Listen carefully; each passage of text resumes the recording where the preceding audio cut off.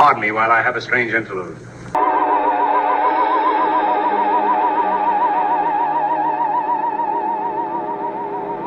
There is nothing else. Life is an obscure hobo bumming a ride on the omnibus of art. Along the misty corridors of time, and in those corridors I see figures, strange figures.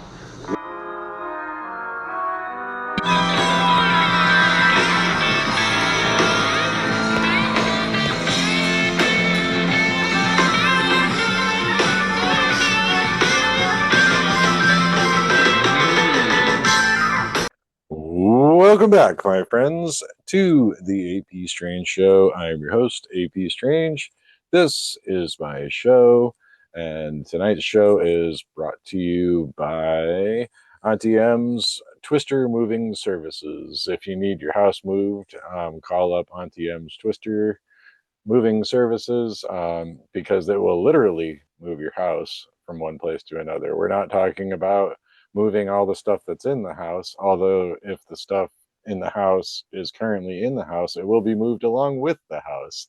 And where it lands, nobody can be quite sure. So if you want your house moved somewhere, anywhere, possibly over the rainbow, give Auntie M's Twister Moving Services a call. So we got a fun show tonight. As you might have guessed, we might be talking a little bit about the Wizard of Oz. And my guest tonight is Rachel Nelson. You may know Rachel from Ufo Sunset, which you can find on YouTube. There's plenty of great presentations on there. Rachel is a wonderful researcher, writer, and presenter of these ideas.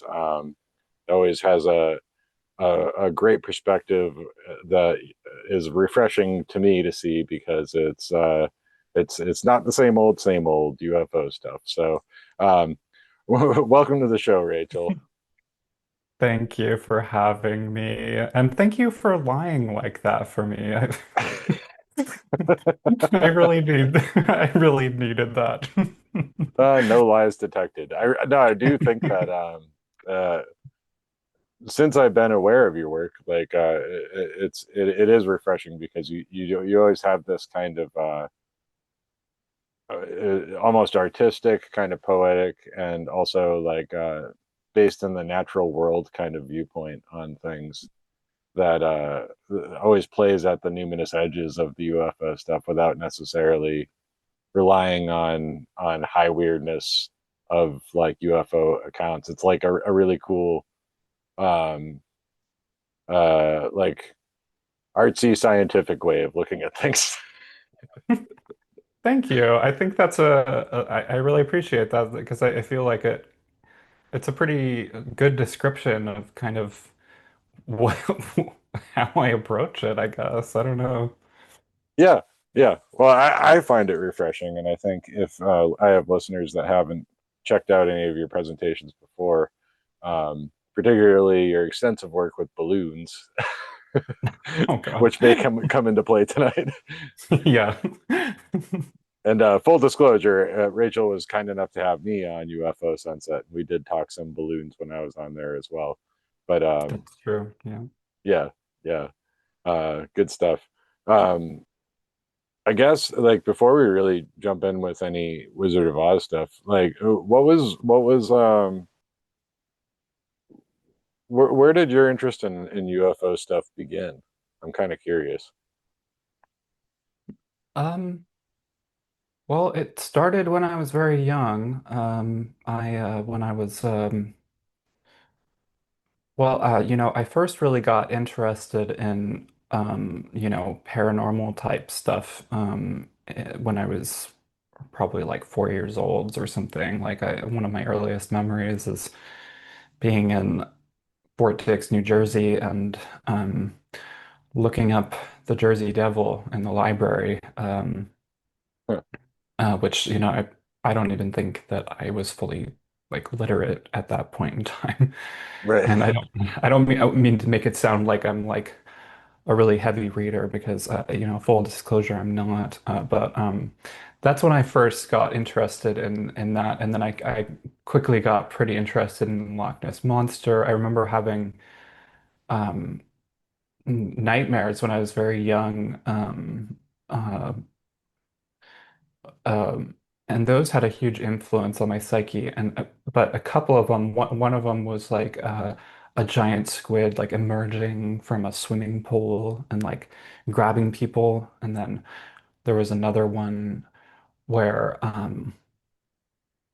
I was on like a channel or something, and a Loch Ness monster, like a plesiosaur or something, came out of the water. Hmm. And it's funny, just the other day, there's actually a movie that's like that that I had not heard of. It's like, some old, really old movie where uh, like a sauropod or something comes out of the River Thames or something like that. Huh. I don't remember the name of it, but anyway, Yeah. it was kind of like that. Because I think it actually was the River Thames, which is bizarre that I would have a dream like that when I was that young. Hmm. And I don't know anything about anything, at that age. Um, but yeah, when I was older, though, like I just hung on to that. And when I heard of flying saucers, I was um, I've always had a sort of monster saucer sort of fixation on saucers. Not so I kind of just don't like the whole popular American mythology surrounding flying saucers. I think it's um, not to offend any of your listeners, Right. but me personally, I just find it and I did as a kid as well, I didn't find it interesting, and I didn't buy it, like that like there are these, because by the time I was in third or fourth grade, I was reading a lot of sci-fi and I was really into watching like Star Trek, Hmm. and so I just didn't buy that aliens would be like that, and my natural inclination was to imagine that flying saucers were some sort of animals from space, like Charles Fort type stuff or something like that. Yeah. Yeah. I mean, that's kind of a really cool idea. It is. Yeah, I like it. I think there's a lot you can do with it, you know. Right.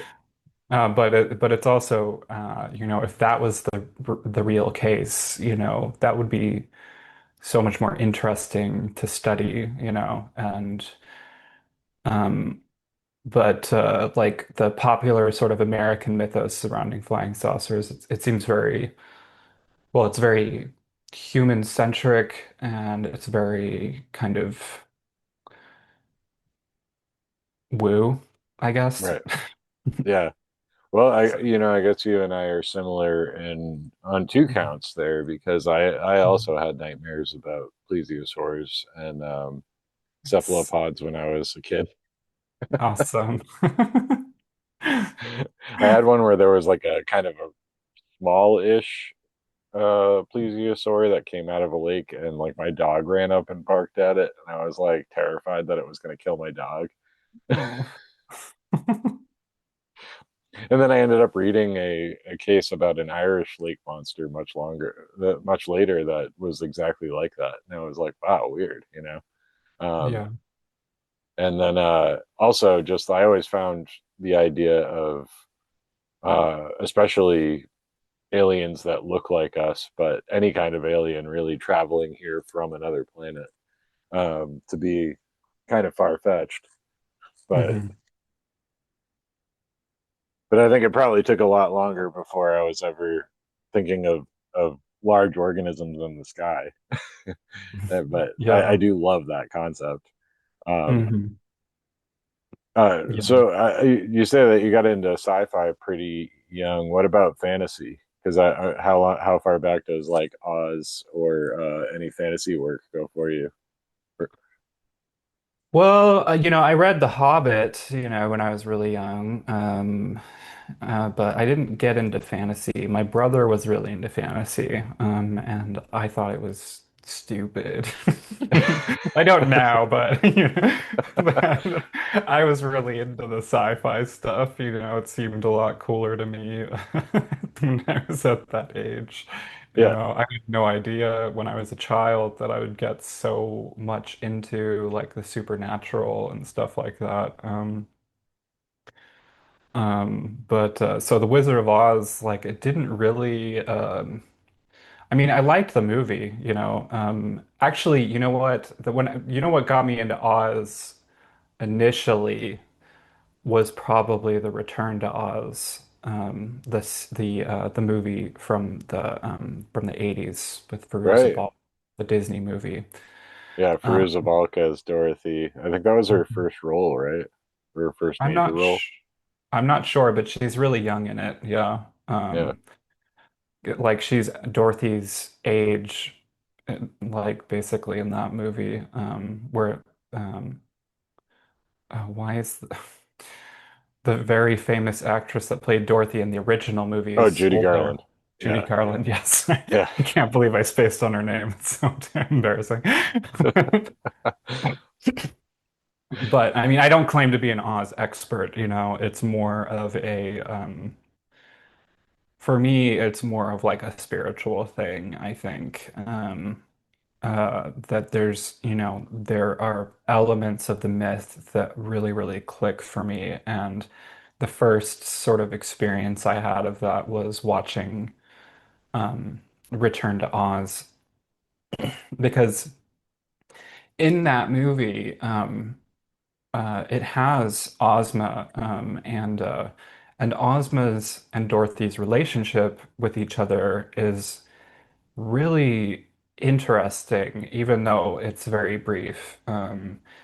Because it, there's a kind of it's actually the visual, the cinematic aspect of it, I think, is it has this kind of subtext, I think, built into it, Hmm. because there's interactions through like mirrors and through glass, and they happen a couple of times through the movie where Ozma is almost sort of like this alter ego of Dorothy's, although that's not explicit in the story, or I mean in the movie, excuse me. And in the books, in the Land of Oz and Ozma of Oz, which Return to Oz is sort of loosely adapted from. In Land of Oz, The Marvelous Land of Oz, the protagonist is Tip. And spoiler alert, okay, so Tip is a boy throughout the course of the book, and then but the reality is that I believe it's Glinda or it's one of the good witches cast a spell on Tip on Ozma to transform Ozma into a boy to protect her, Hmm. basically. Yeah. And so she ends up being the boy Tip, and Tip is living with the witch Mombi. Right. And then Tip goes on this adventure with all of these friends, just like Dorothy in the first book. And then at the end, though, it's revealed that Tip is actually the beautiful Princess Ozma. And I didn't read those books, though. I'd watched Return to Oz growing up, and I always found it really, really moving. And I felt this really deep identification with it. Hmm.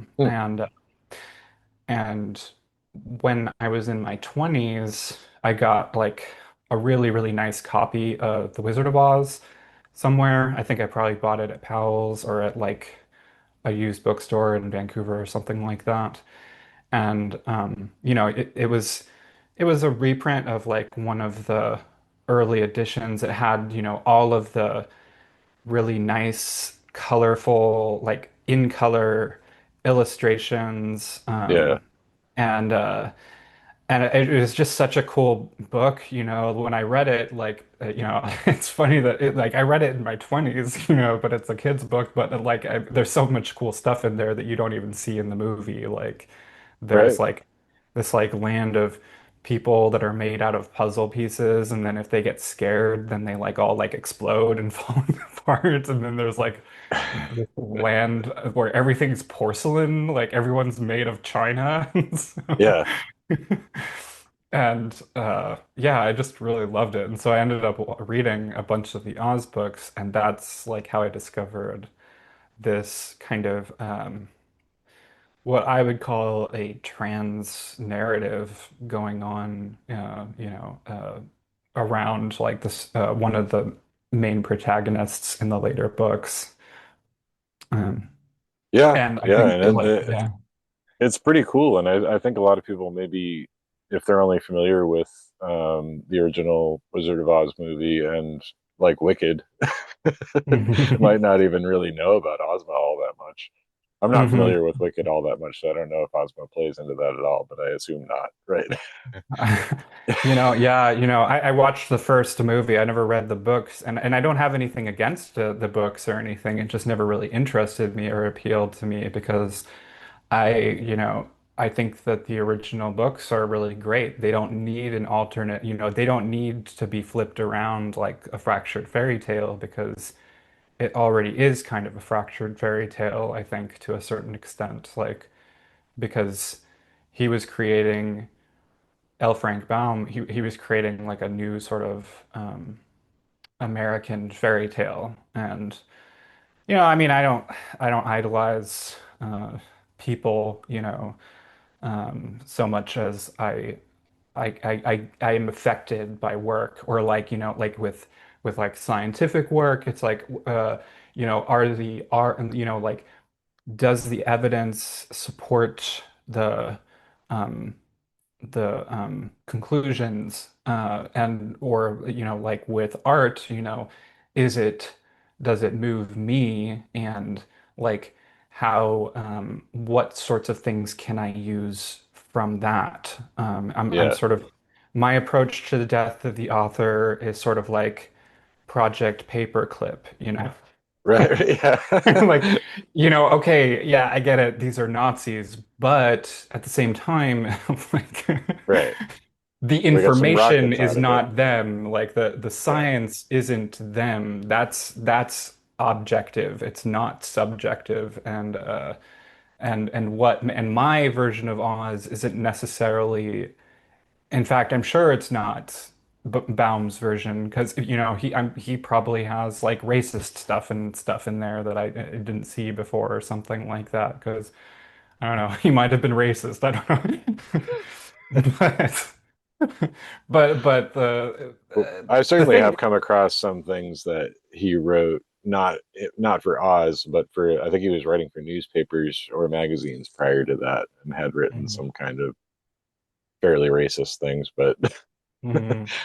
but yeah, I mean, there Yeah. is a point where you can kind of divorce the author from the work, especially Mhm. when he's playing on kind of like archetypal or just symbolic elements that have this weird numinous quality that people can relate to, Mhm. regardless. Because I mean, it does seem like that it does seem like a fairly progressive thing to have a character changing gender in the story. But Mhm.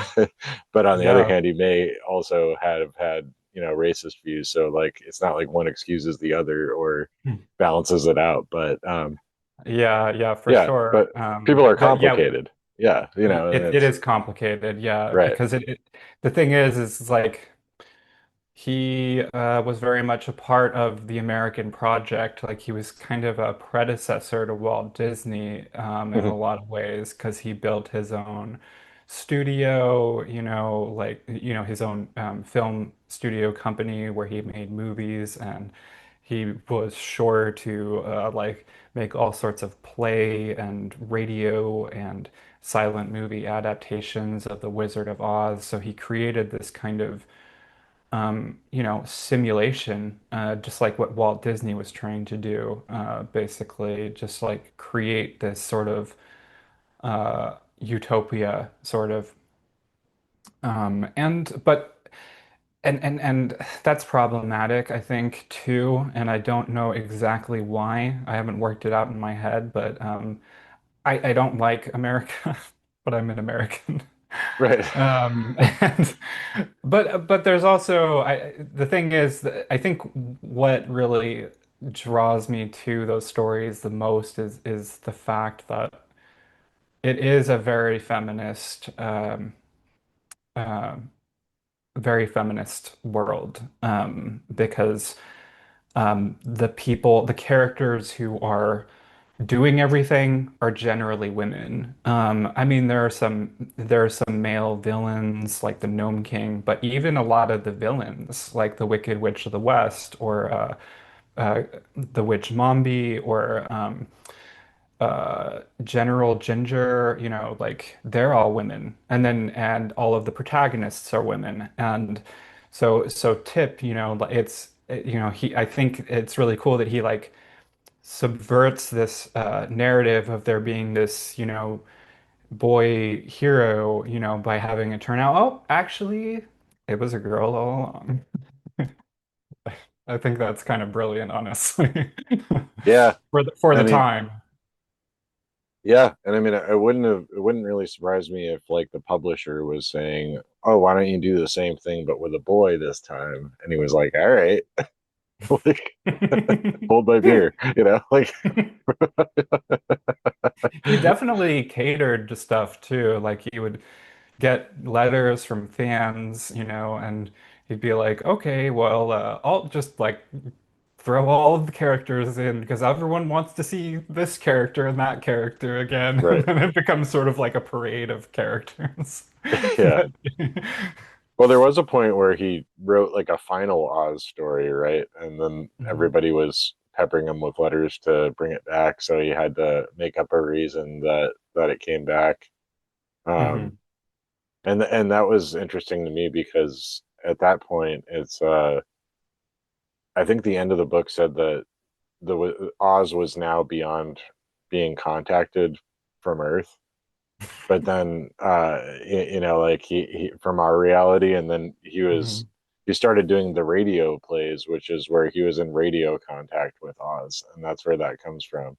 Because they weren't being radio wasn't even really a thing yet. Like we weren't I like love that. he wasn't doing radio shows. He was doing actual plays in person, but they were called radio plays because Oh. he was getting the information from Dorothy via radio. That's cool. Yeah, Yeah. which Yeah. has like kind of a like a UFO contactee feel to it, and to me, Me too. And there's also different worlds and stuff. It's not just Oz. There's also all these other like border countries and like other realms and stuff like that. Like there's this like one where like I don't remember who the protagonist is, but she's a different girl, that ends up getting swept away to this like underground realm, I want to say, and it's all like these like sentient plants and stuff like that. It's that's I pretty love stuff awesome. like that. Yeah.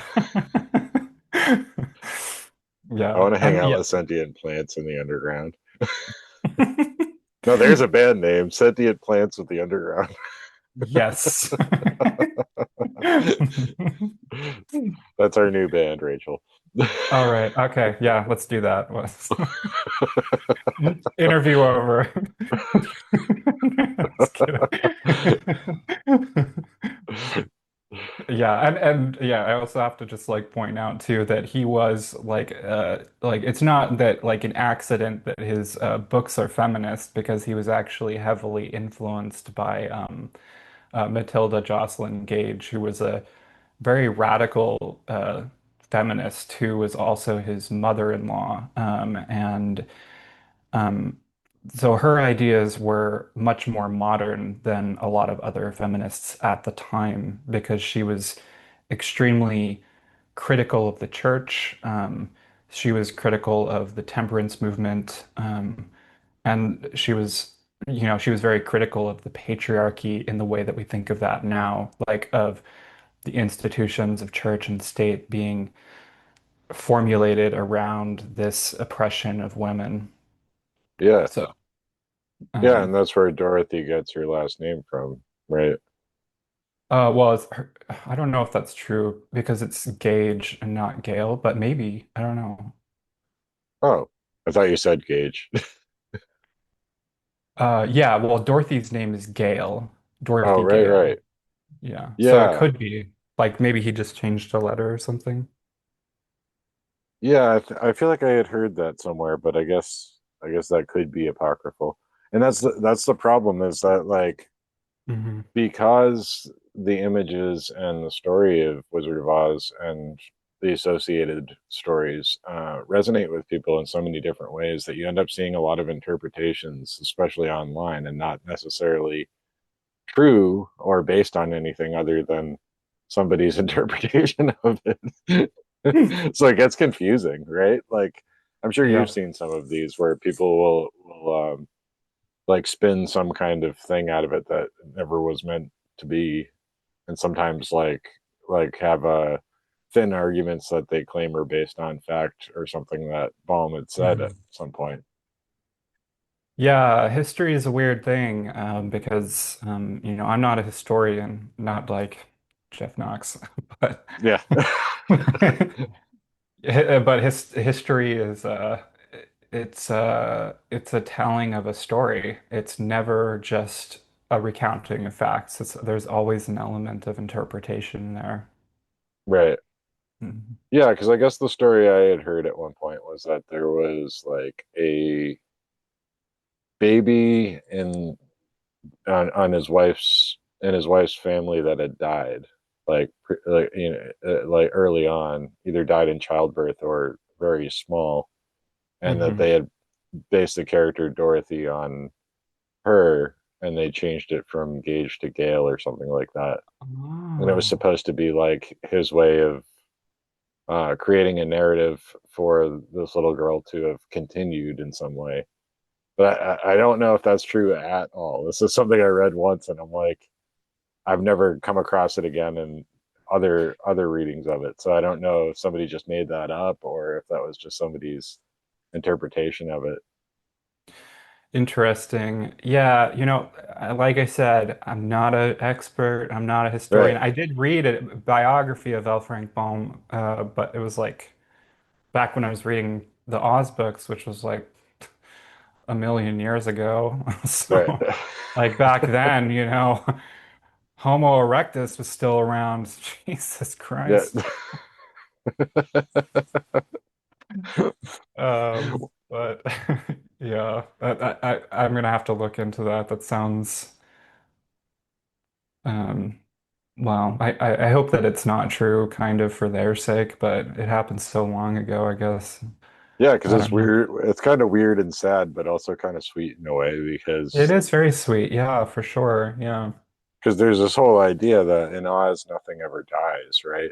There's no real death in Oz. So Is that true? I don't think that's true. no, It's okay, the Wicked Witch dies. she does die, right? See, Yeah. Yeah, I think there's a lot of death in those books actually. It's kind of funny because like he kind of wanted to like make like less like violent and like dark sort of fairy tales.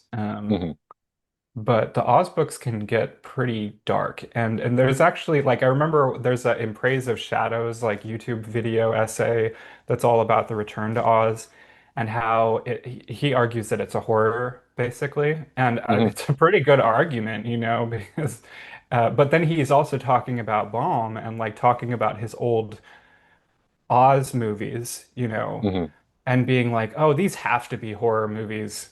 Like they're just like yeah, full, like just these weird costumes, and it's just really creepy. But it's like, well, it's creepy to us today, but like, no, I think he actually just made those as like fun kids movies that are right. supposed to be fun. Like, it's just creepy because we're looking at it from a modern lens. Yeah, I But mean the ones he and made, and then like later silent movie adaptation. There was one that wasn't even that long before the 1938 one that everybody knows. I feel like it might have been like 10 years before or something. It was a silent movie. I Hmm. think Oliver Hardy plays, was he the Tin Man? I think he was the Tin Man in it. But Huh. but yeah, it is kind of it has like this uncanniness to it because silent Yeah. movies are kind of odd and uncanny like that anyway, you know. Hmm. Um, Yeah, yeah, for sure. And like the weird makeup that they use and everything. But like another thing too, though, is like I think another thing that's going on is that there's this kind of body horror, like in Return to Oz, you see her like with the Hall of Heads and like yeah. here in the Hall of oh, sorry. Where like she's like literally like switching heads, and you see Right. that on the screen. It's absolutely horrifying, but you read it in the book, it's not necessarily nearly as scary, where it's kind of like, oh, and then she like took off the like maybe it's kind of almost goofy or funny, like I don't know. Yeah. It's Yeah. too bad there weren't like, like old like Oz cartoons from that era because that I think that cartoon style from that period of time would have worked really well for that. Well, yeah, because as a cartoon, it wouldn't be scary. Because I was thinking as you were Mhm. saying that, like in the old Disney Alice in Wonderland cartoon, you have a part where like the Cheshire Cat like takes off his head. And it's like Mhm. it's not scary because it's a Yeah, it's cartoon. It's goofy. just Yeah. yeah. Um, but the thing that scared me from that movie was the wheelies Yeah. or the wheelers. Was it wheelers or The wheelies? Wheelers. Wheelers, Wheelers, yeah, yeah. yeah. Man, that was freaky. Yeah. Yeah, when you as for a kid, there's so many things that are just horrifying if you watch that as a kid, but I mean, But to yeah, be I fair, the still flying monkeys scared the hell out of me as a kid too. So yeah, that's fair. I don't think I'm alone in that. I don't think you are. I mean, I don't remember that movie scaring me as a kid, so but I don't know. I have a weird way of approaching things. Well, the thing too is like I watched The Nightmare on Elm Street when I was really young, and one of my first memories is having this nightmare of Freddy Krueger, where I like walked out of my room because the TV was on and it was like static, that Mhm. like kind of sound. And we lived in this duplex and, with like a shag carpet. And I went down the hall and into the living room and the TV was on. And then Freddy was on the screen, right? And he was looking at me. It was just like the most terrifying thing ever. Yeah, So, I mean that's scary. The Nightmare on Elm Street wasn't even fair with the scary level because the whole thing was he attacks you in dreams. So if it gave you mhm. nightmares, then that was like doubly scary. Yeah, for sure. Yeah. Yeah, absolutely. And I mean, I don't even remember it as being a nightmare. Like for a long time, that wasn't like a dream for me. Like I think in my memory banks, it was stored as like a waking event, because it's that vivid.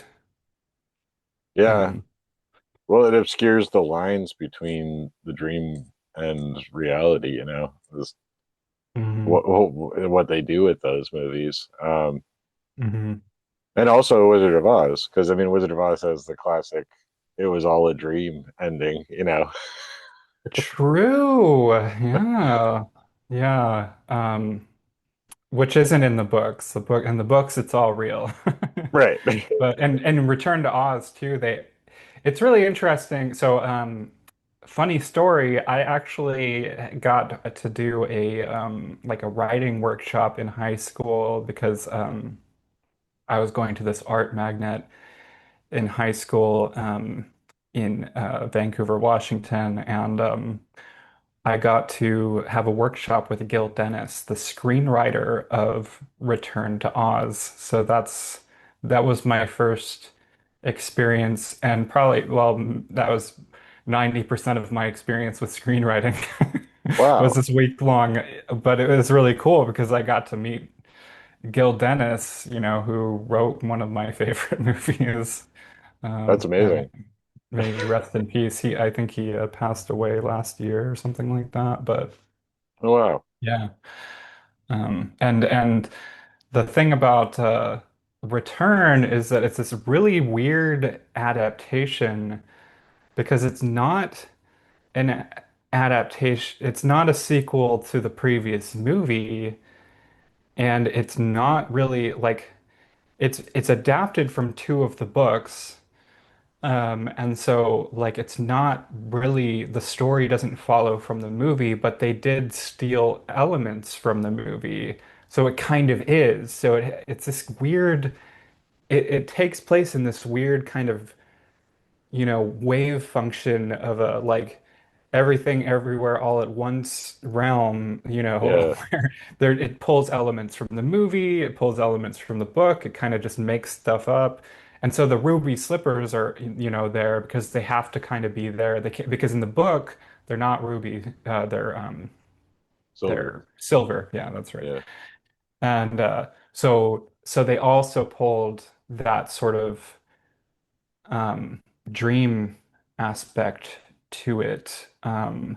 But it kind of isn't a dream because like how like in the movie it's like and you were there and you were there and you were there and so all of the things that you see in the real world map onto things that you see in the dream world that happens in Return to Oz also. So like when she goes to the insane asylum and gets electroshock treatment, like there's these different visual elements that are called back through the characters that she meets. So like Hmm. I think that the electroshock machine, if I remember correct, shows back up again as TikTok, which is interesting because TikTok is also awesome. I love TikTok, Right. and he's Yeah. such a great character. He's very lovable, and he's sort of like he's just there to support her, and help her out. Yeah. Um, And he looks exactly the same in that movie as he did in the old like Baum silent films. It's like one for one. yeah, yeah, and in the books too, if I recall correctly. Yeah, like they were very act. I love that movie too, is how accurate they were to the illustrations. And I don't remember the name of the illustrator was like Neil or something like that. Sorry, I have terrible memory, but Yeah. I feel like like I should look that up and I can edit it out and no one will ever know. But uh, uh it's R Neil, I think, or something like that. Well, anyway, and there was another. I think there was another illustrator too who worked on some of them, but yeah, like all of the different characters, Jack Pumpkinhead, the Gump, TikTok, and then at the end you see the palace like in the Emerald City, and it's just this amazing Art Nouveau set. And then they've got the Scarecrow, they've got the Tin Man, and they all look exactly the way that they looked in the books. It's so amazing. Like I don't understand why this is such a like obscure movie. well, right, yeah. Yeah. Okay, so I did look it up. It's William Wallace Denslow was the illustrator. Huh. Okay. Wasn't there another one though? Oh well, anyway, let's see. I'm getting Now I'm in. W. Denslow. Those are the illustrations I'm familiar with. Okay. So Let me see. Hold on a second. Oh, you're right. Yep, you are right. I wonder what I'm thinking. It's probably just like Mandela effect. yeah. Are you thinking of John Tenniel, the guy that did the um Alice in Wonderland illustrations? No. Uh, I'll look it up later. It's not really important anyways. No, whatever.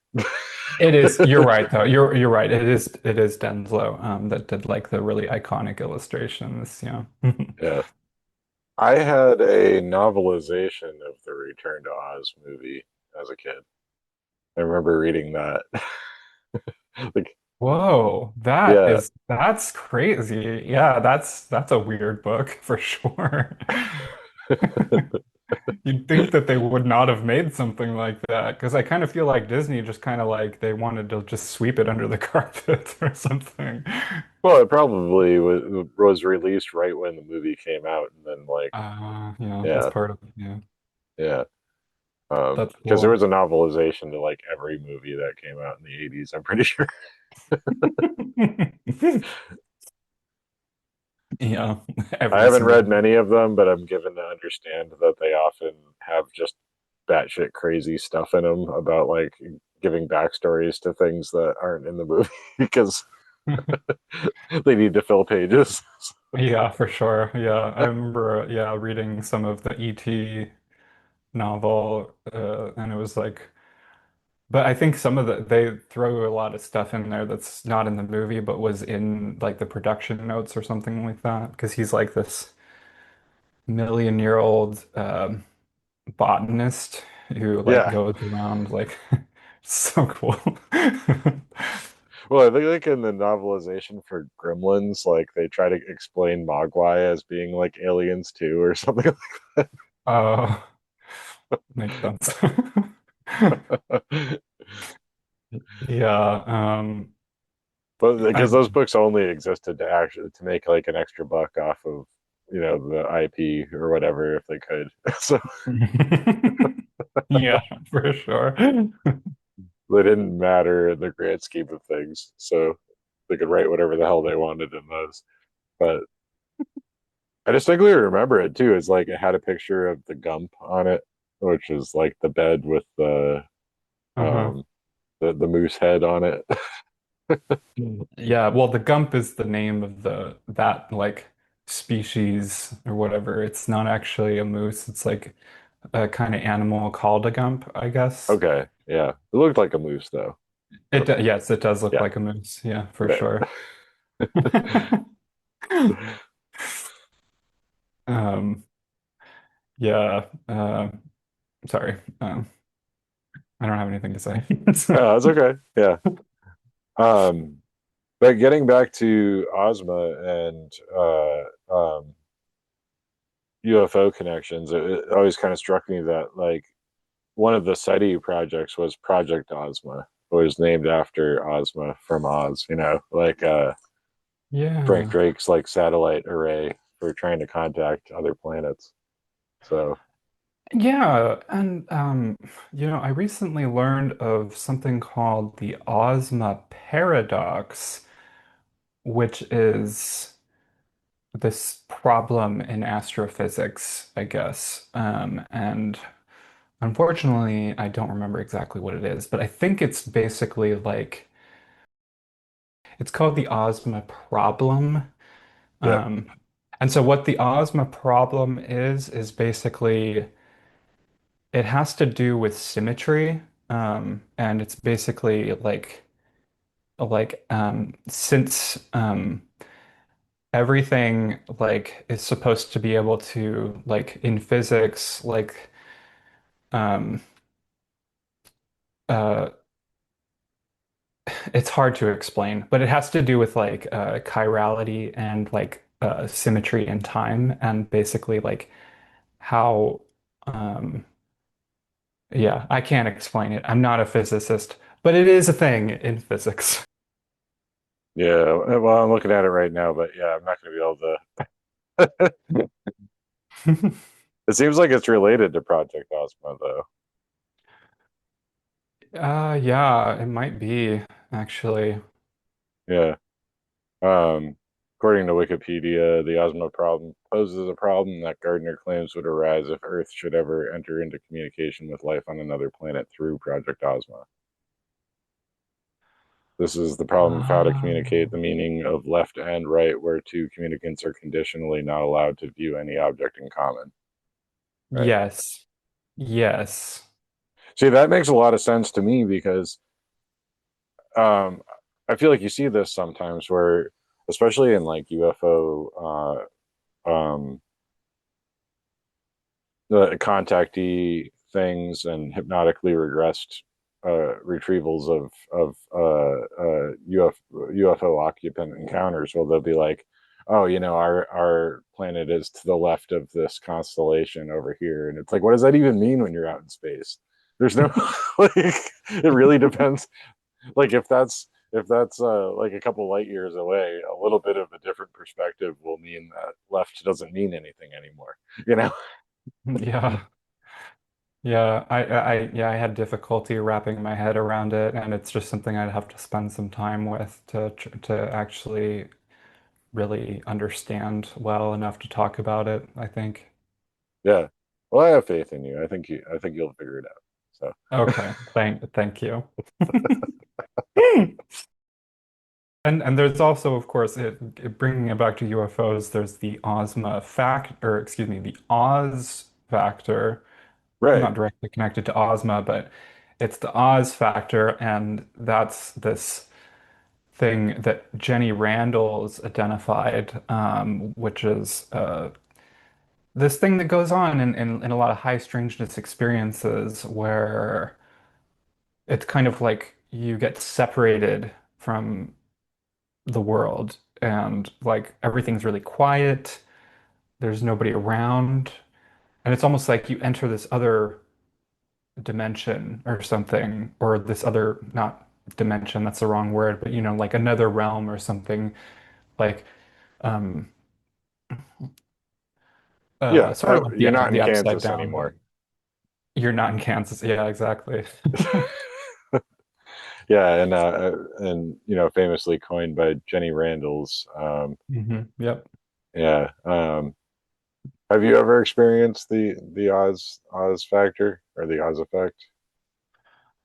Um, I don't think I've actually experienced the Oz factor in waking life. No. I mean, I've Yeah. experienced it in dreams, though, I would say. Yeah. Because there's not a Yeah. lot of sound in my dreams. Right. Oh.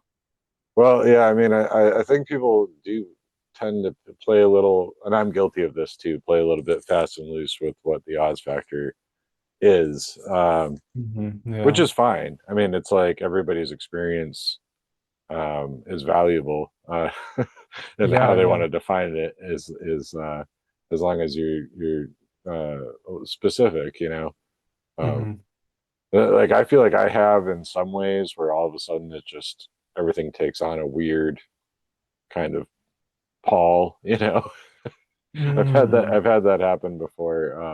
I've written about Hmm. it where at the time I got struck by lightning. Uh, uh, What? the car I was in got struck by lightning, and Oh.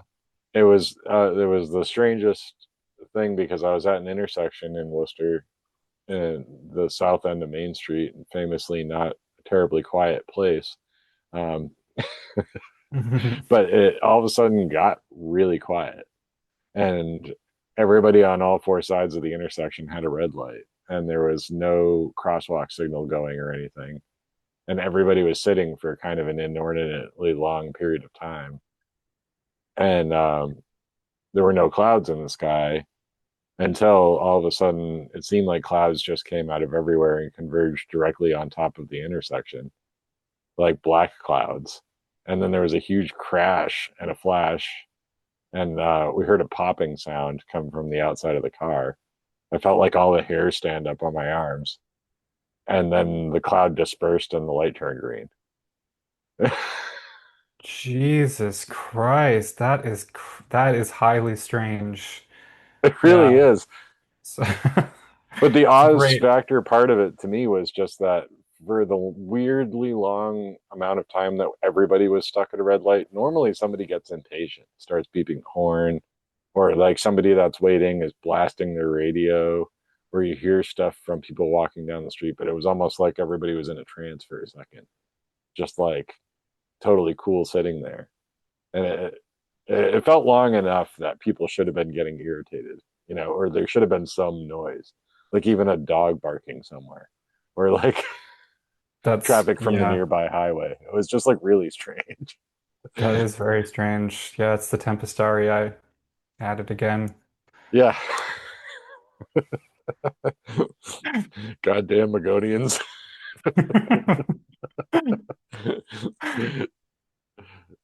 Yeah. Uh, but yeah, and Jenny Randles, I think, is she, she's had a huge influence on me. And uh, not just the Oz factor, but I mean, I think that, she's come up with she's done a lot of really important work that I think should be taken really seriously. Because I mean, it's insane the amount of stuff that she did that she's Yeah, and the done. subject she She's still covers she's too. still around, but she's Right. retired. But like, and I mean, she came up with, like, we talked about this on the show, like she came up with a whole theoretical model of like how how a UFO sighting turns into a UFO report and the different stages of a UFO report's evolution. And then Bullard, I don't know if this is exactly what happened, but I mean, if you read The Myth and Mystery of UFOs and then compare it to Jenny Randall's essay, like Bullard is basically filling out that model with all of these different examples, and giving a whole sort of history and sort of summary of like how um, how that model plays out in a whole bunch of different instances, basically. So like, Yeah. So it's almost like he took her idea and ran with it. Although we're yeah, not I mean, I'm not necessarily saying, accusing him of that, but yeah. it's sort of Yeah, well, similar, right? Yeah. I really like Bullard's work, so because I think he also has a really unique approach that's more scientific. Like he's an academic, and Right. Randall's she approached it from like the from a like an amateur or citizen. I don't want to call her an amateur because of the massive amount of work that Right. she's done, but she didn't approach it from academia. And he approached it as a folklorist using folkloristic methodologies, so he approached it very much as a scientist.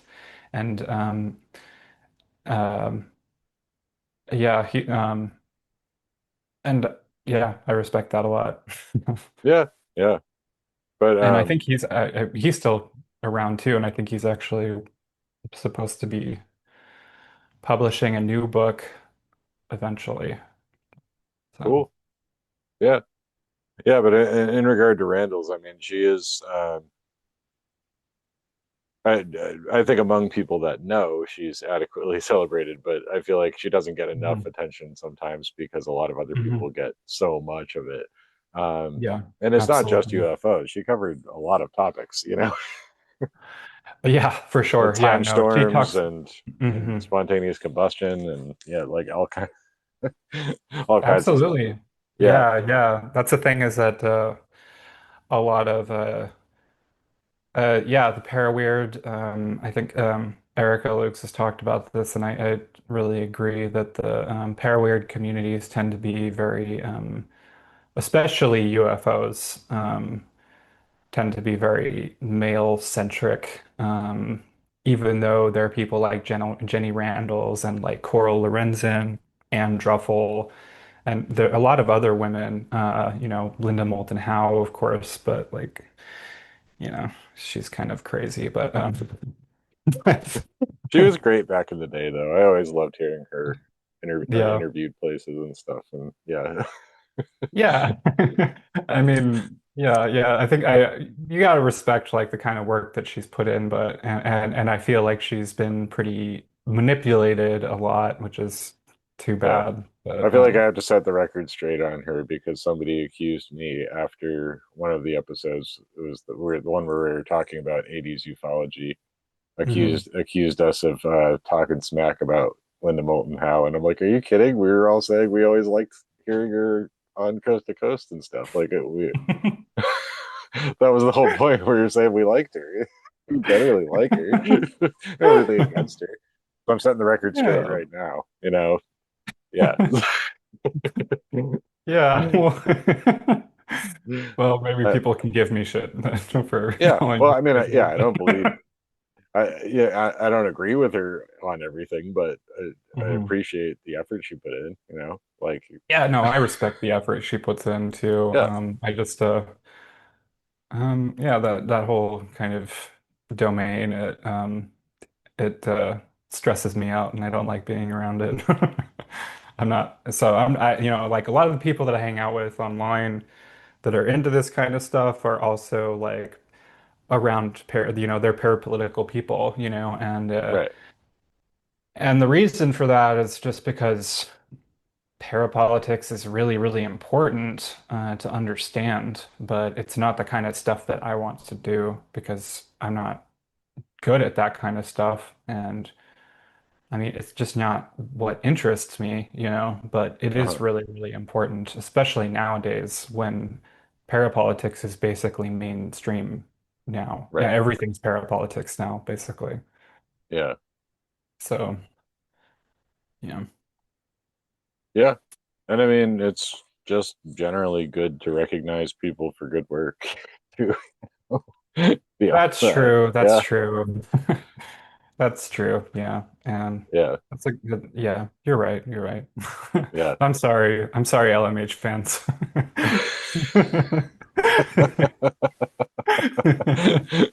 Yeah, don't come after us. It's like, You can come after me. I'm a fairy changeling, so yeah, you'll yeah, you'll never come back. You're never gonna come back. Spooks stay away from me because I'm an actual poet, not like a poser poet. right.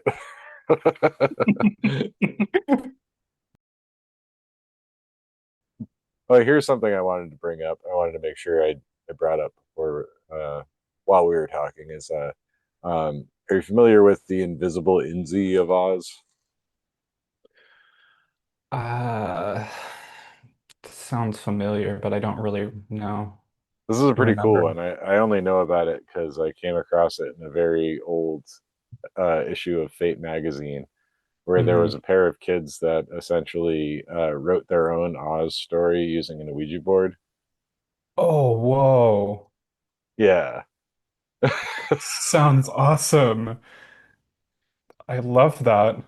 Yeah, and it's called The Invisible Inzi of Oz, and they sent it to the Baum Bugle, which was like an Oz fanzine back in the day. They had like a contest of people writing their own like fanfic, basically, and Huh. they ended up getting published. The story got published, but they were like, it was, I think it was a brother and sister, and they were young kids, but they were just playing around with a Ouija board, and they ended up coming up with this whole story.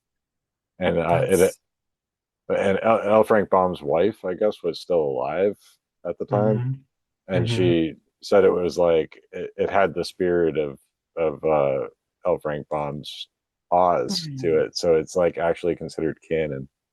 Oh, that's awesome. And his wife is Maud, I think. Um, Maud Gage Baum. Yeah, Just to let yeah, listeners know, she's the daughter of Jocelyn Gage. right. Um, that's that's sweet. I like that.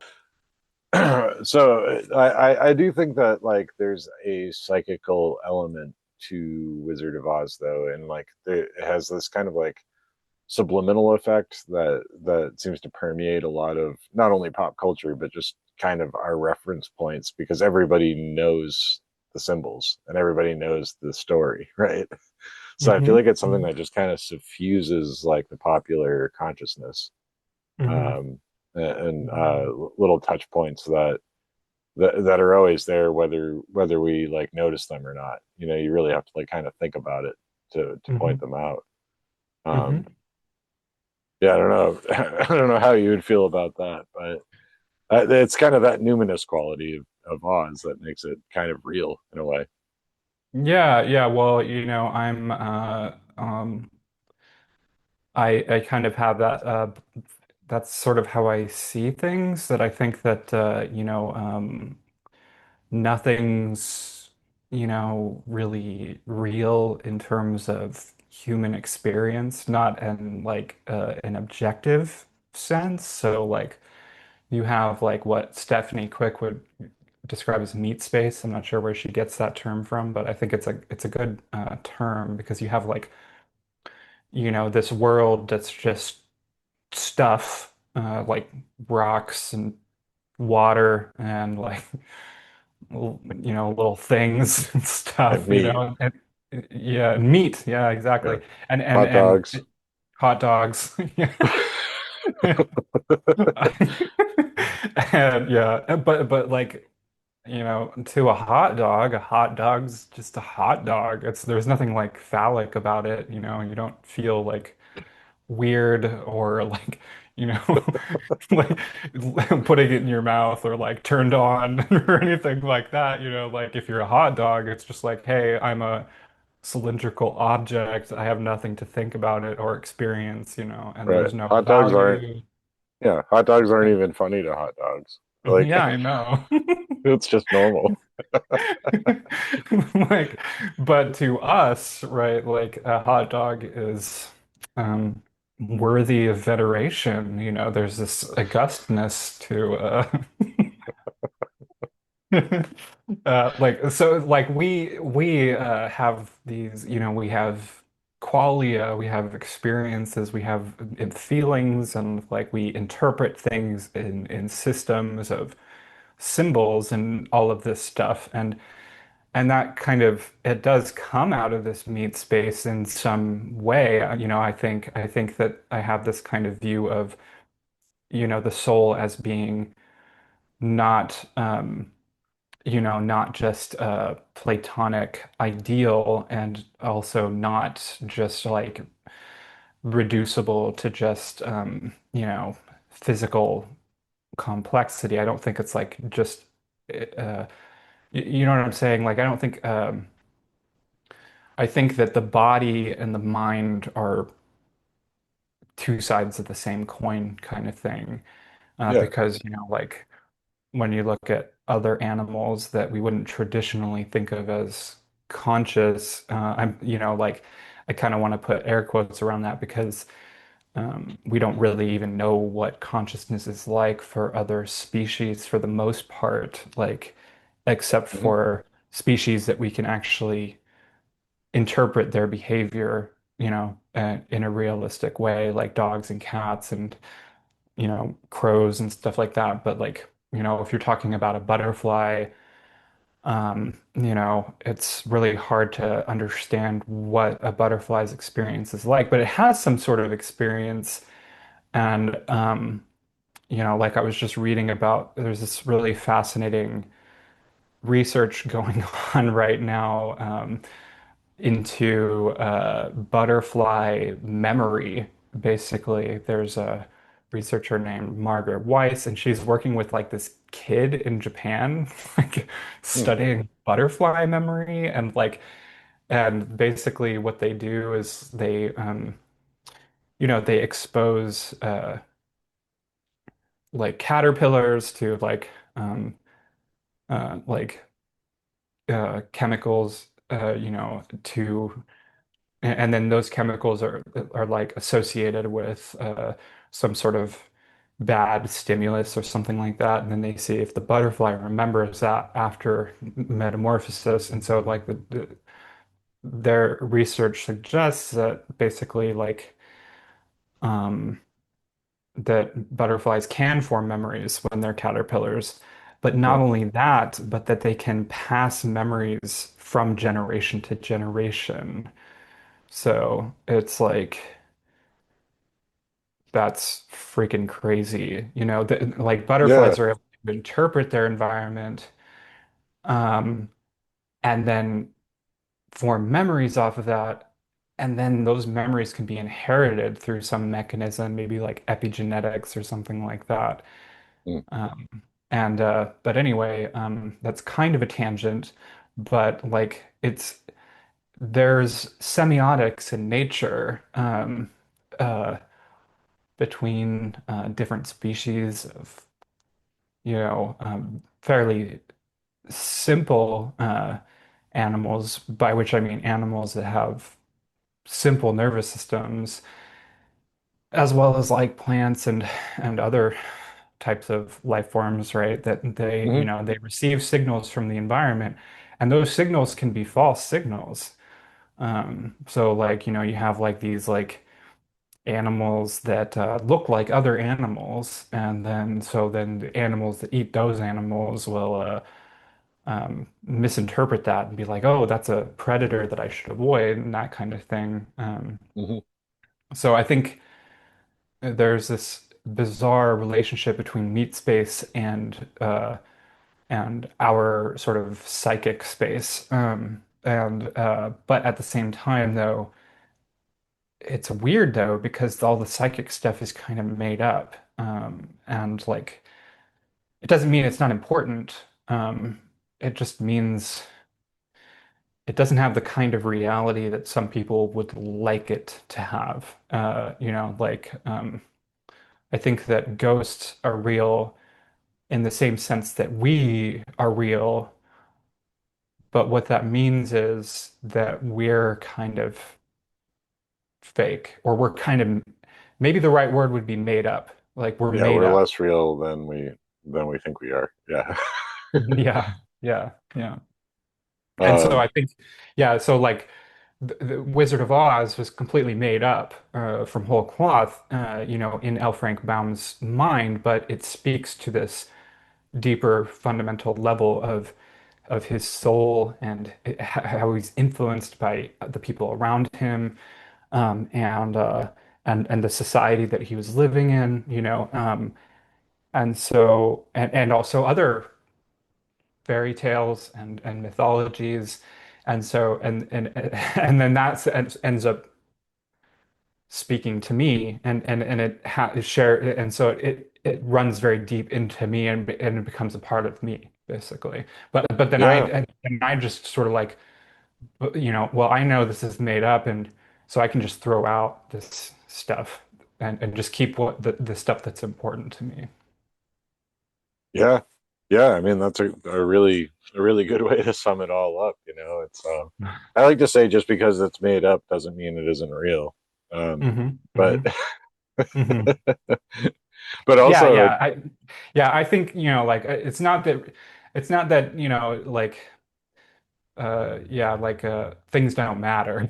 right, yeah, yeah, It's just they don't have the kind of reality that someone might want them to have, basically. true, yeah. Sorry, Catholics out there, but Uh, you're not eating Jesus. You're not you're you're not actually eating human flesh. I'm yeah, sorry to disappoint you. and they're not. Are they drinking blood though? They at least drink blood, good alcoholic blood. They're they're drinking the blood of plants. The blood of grapes somewhere. The Yeah, blood of grapes. Yeah. which is horrifying if you're a grape. But there's the semiotic perceptive consciousness thing again. But Well, I don't know. I think if I was a grape, I'd be really happy. I'd just be like, yes, please. This is why I'm here. I want you to enjoy my taste profile. please ferment me. Yeah, the fermentation process might be fun. Who knows? You know. I love that. Um, but yeah, I mean that kind of effect. You're certainly not alone with carrying that with you. And that's kind of the way a lot of art works and a lot of storytelling works. Is it becomes a tradition and it becomes a living thing Hmm. communally, right? Um, Hmm. and I'm thinking kind of about a while back. I guess it was almost a year ago now that I had Professor Wham on the show and we were talking about David Lynch Yeah, I because remember that. I really yeah, enjoyed that one. Yeah. yeah, because there's a whole documentary called Lynch/Oz, and it's all Hmm. about like the Oz references and the major effects that like the Wizard of Hmm. Oz had on David Lynch, and he just snuck all this stuff into his movies because you know, Hmm. um, Yeah, yeah, and I think it's a huge reason why I identify a lot with Lynch's work for sure. Is that he just puts that right in there, and and he does it, I think, just right. Yeah, and because it is, Somehow. he sneaks it in a lot of the time. It's like kind of subliminal, and like Mm, where David Bowie shows up in Fire Walk with Me, and he's saying we're not going to talk about Judy, and they're mhm. referencing Judy Garland, and it's like a sly reference to Judy Forgot about Garland, that. Yeah, and yeah. you're just like, well, I never would have figured that out in a million years, but I guess that makes sense. I mean, yeah, that's the thing is that you could really like think of like all of his work as being like, you know how there's like these fan theories that are really popular that have become really popular in like the past decade, and like they'll be like actually really like 2 decades or something, because there's that like what is it called? Saint Elsewhere theory, where like Yeah, basically everything on TV is like in the same universe because of all of these crossovers. And then yeah, there's like a theory that's like, all of the Pixar movies are in the same universe, and like this is how it like operates, and like this is its like crazy epic history and stuff. And it's kind of like that. Like David Lynch's movies all take place in the Oz universe, like somehow. oh wow, Yeah, yeah, I mean, I get that feeling sometimes. Well, because in Wild at Heart, that's what it always makes me think of as Wild at Heart, because there's the scene where Glinda literally shows up like in a bubble, right, and comes to Nicolas Cage, and she's like, I don't remember what she says, and it's what's the actress's name? The actress that plays Laura Palmer, right? yeah, yeah, right. And it's Well, just yeah, and that movie is probably the most obvious of the Oz Mhm. references Yeah, that absolutely. direct. Yeah, But it like seems so random, but yeah, when you think about it, like it's like yeah, like there's something that makes sense about that. right, right. Yeah. Well, I Because sometimes I like entertaining those fan theories a little bit, but sometimes they're a little much. So, they are. I like yeah, there's a certain itch that it scratches, like, and I think Lynch really I think what I'm saying is that he somehow portrays that feeling, that like unsettling feeling of it being like, oh, so this world is part of this world, but that means like, like that this is all kind of like nightmarish kind of, right. and and his movies really are very, surreal. Like they're very dream like. Some of them are just straight up dreams. Like it just feels like that's really the only way that they make sense is that Yeah. they're like Mulholland Drive, which is one of my all-time favorite movies ever. Like, and that I think definitely like has a lot of Oz feels in it. I don't know Hmm. how much symbolism is there per se, but there's a lot of Oz feels in it, like um, the relationship between the two women, it feels like, they're Oz characters, or something Hmm. like that. Yeah. Yeah. No, I could absolutely see that. All right. Well, yeah, we've been going for a little while, and I did want to get a chance to ask you before we wrap up a little bit about some of your current projects, because uh, you've been working on some. Speaking of artistic endeavors and the impact of art, you've been working on kind of like a large scale poetry project lately that I thought was super cool and super intriguing. Hmm. Maybe you want to tell us a little bit about that. My listeners can hear about it. Well, thank you for saying that, because um, it really amplifies my delusions of grandeur. And so, yeah, well, I'm working on an epic poem, and basically what it is it kind of started out just like because I was not doing so well. I was kind of in a slump, as you say, and I was like, if I just work on a little verse every day, and I'll just say that it's an epic poem. And I think actually, I remember that I don't remember what it was, but I think it might have actually been that interview that you did with Wham. But I remember that when I first that I'd gotten the idea, like I'd felt like inspiration from you and Steph and Professor Wham, and I was like, I should start some sort of artistic project. And then it sort of developed procedurally. Like I was like, I finished the first part, and then I was like, okay, uh, I'm gonna structure it all around the number seven because there's all of these things that I resonate with around the number seven, like the number seven in in the Torah, like like the Jubilees. There's this idea that like every 7 years and every like 7 by 7 years, there's these Jubilees where like all debts are absolved and all slaves are freed, and you have the seven divine powers of Inanna, where she, and, like these different powers that she gains from going to the underworld. And I mean, there are many, many of these things that references to number seven that I really resonate with a lot. Hmm. And the number seven was cropping up like a ton at that time. There were even people pointing out the number seven to me, and like I remember because there was a certain point. It all started when like on the show on UFO Sunset, I had made this number seven joke, and then it like exploded into this thing. So like now the poem is all structured around the number seven.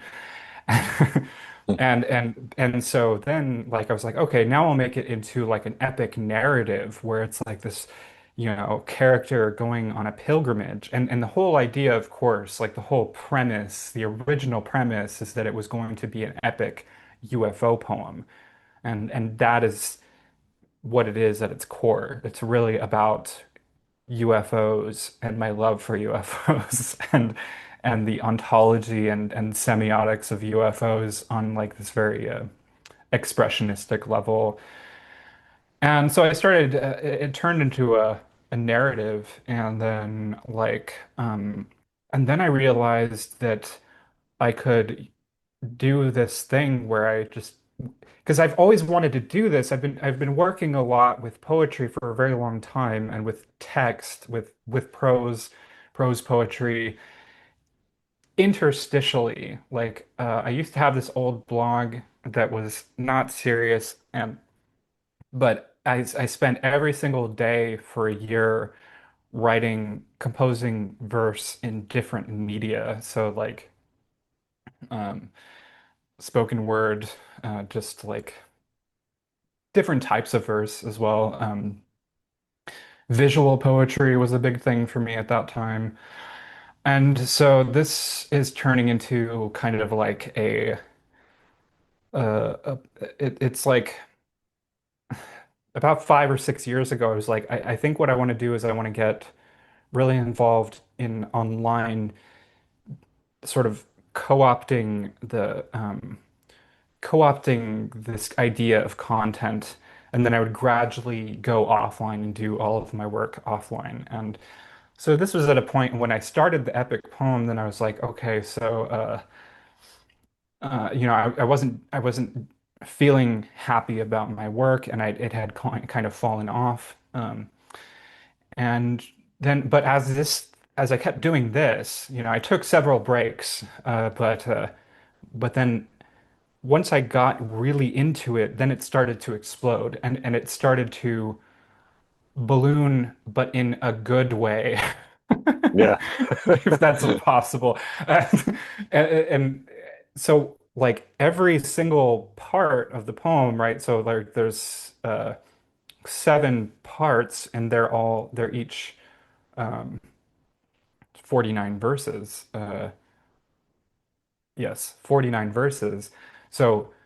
Uh, each one would build off of the previous one, adding new procedures. And so when I say procedurally, right, like I'm kind of using algorithms, but just in my head, right? So it's Hmm. like, okay, so this verse has to meet these criteria, and that's how I do it. And so it started out with just regular verses in whatever form that I wanted to, just very short verses. Then that developed into narrative that was generally, but um, not it didn't have to be that every verse was a sonnet, but a lot of the verses were sonnets because those are 14 lines, right? And then and then in part three, I started incorporating this like these poetics that I had developed when I was playing visual poetry a long time ago, where I started doing kind of like acrostic, um, uh, not it's not acrostic like the way that you think of it normally, where it's just like you have a word and then or a line and then there's lines coming off of that line. It's just like instead it's just like I wanted to create this sort of new pseudo script kind Hmm. of. So I started working in this that I call schematic verse, which, maybe that's someone else has come up with that term before, but that's not what I'm referring to. It's just this very specific style with these very specific constraints that I'm working with. And then in part four, I start doing this other thing that I don't want to spoil it. Right. And then in part five, it goes crazier. And then part six and part seven, I'm going to be working with. I have a kind of idea of actually where this is going, and it's going to be incorporating a lot of other techniques, and I'm very happy with it. And it is going to be. I said that it was going to be a divinatory work, that, and that's true. It's going to be a divinatory work that people will be able to use when I'm done with it. People will be able to use it for divination as Well, well. that sounds fantastic. I mean, I have to say it's kind of great as like a UFO epic poem about a pilgrimage where you have like the Hmm. visual poetry that you were talking about, the schematic uh verse is it seems to me like from what I've seen of it, it kind of has the vibe of like where you see alien script in UFO literature whenever you see like alien languages and stuff. Hmm. Somehow it kind of seems to project that. Yeah, and I think that it's kind of funny too because there's a sort of convergence happening. I started doing that just as a constraint and because I thought it would look cool, but then the further that I got along, it kind of started converge with this concept that I was developing in the narrative itself. This concept of which actually is like an alien form of information storage, So like, yeah, there's definitely like a feeling like I'm like that I get, and I really love this is when I get into a good flow with a project, like this is the kind of feeling that I get where it's like I'm literally channeling like Yeah. some weird entity or something. And yeah, but it's all I'm doing it all with my hands and my brain and my body and I'm gonna print it myself. The final product will be made by me. Hmm. Uh, it's not going to be dependent upon the internet or on social media. It's really going to be, I think the fundamental uh, thing about it, one of the many fundamental things about it is that um, um, is that you can get so much more of dopamine and you can get so much more of the positive feelings from just doing stuff out in the world and from reading books and from listening to poetry, interacting with people on the street, you know, Yeah. Making like stuff. yeah, Yeah. there's so much more, so much. This is a message to anyone out there listening, if you feel terrible, you don't have to be online. I mean, maybe you do have to be online. I don't know. But I just want to say that there's this whole other realm, and it's something that we've been in and we've been doing for millions of years, us and our ancestors, and we're still doing it today. And Jeff Bezos and uh, Peter Thiel and Elon Musk and Mark Zuckerberg, like they think that they know something, and they are they are total clowns, Hmm. because there's so much more out there, and social media is just a cheap drug, and it's going to go the way of laudanum in a few decades. Well said. Thank you. Smash that like and subscribe button. Yeah. Sorry, I had to do that. Yeah. Hit that notification bell. Well, I certainly hope that I'm going to get a copy when this is finished, because I will definitely require one in my collection. So, Oh, well. Well, maybe we'll work something out. It's probably going to be very expensive. So. but But okay, but well, but you're my friend, so maybe we can figure something out. right, yeah, you drive a hard bargain, but Sorry. well, all that being said, if people do want to find you online, if people are really addicted to social media and can't stop and want more Yeah. Rachel Nelson, how would they go about getting that? I would recommend like spending a lot of time wandering around Portland, Oregon, just Hmm. wandering around the streets. Just spend hundreds, thousands of hours wandering around the streets of Portland, Oregon, foraging, um, making clothes out of leaves that you collect. Um, so you can find me on YouTube as well. There's a simulation, there's a simulacrum of me there. There's a I need a new word, a simulagron of me. And that's at UFO Sunset. You can also find the wonderful work of my friend and collaborator Jeff Knox on UFOs on the UFO Sunset channel. That's Yep. UFO Sunset, not Sunset. And you can also find me on Blue Sky. That's where I'm posting the first my poem. If you're like curious about how that project is going, I'm over halfway done with the first draft, so I've written almost 200 verses of that. And it's worth checking out, even though it's a draft. There's a lot going on there. Oh yeah, yeah. It's certainly very interesting stuff. So people go check that out. Yeah. Yeah. Well, this has been a lot of fun. We had some great laughs, and I always enjoy talking to you. So You as well. thanks so much for coming on, Rachel. Thank you, AP. I had a lot of fun. This was great.